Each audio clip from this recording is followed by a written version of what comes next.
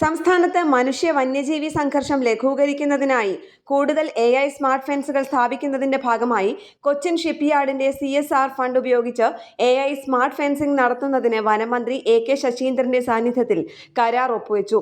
കോതമംഗലം വനം ഡിവിഷനിലെ മുള്ളിരങ്ങാട് റേഞ്ചിലെ NLP പ്രൈമറി സ്കൂളിനോട് ചേർന്ന് 400 മീറ്റർ നീളത്തിൽ AI ഫെൻസിംഗ് നടത്തുന്നതിനാണ് കരാർ ഒപ്പുവെച്ചത്. 40 ലക്ഷം രൂപ ചെലവിലാണ് ഫെൻസ് നിർമ്മിക്കുക.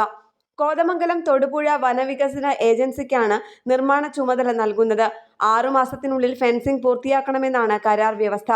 കൊച്ചിൻ ഷിപ്പ്യാർഡിന്റെ CSR തലവൻ സമ്പത് കുമാർ PN, കോതമംഗലം തൊടുപുഴ വനവികസന agency chief executive officer John Mathew എന്നിവരാണ് കരാറിൽ ഒപ്പുവെച്ചത്.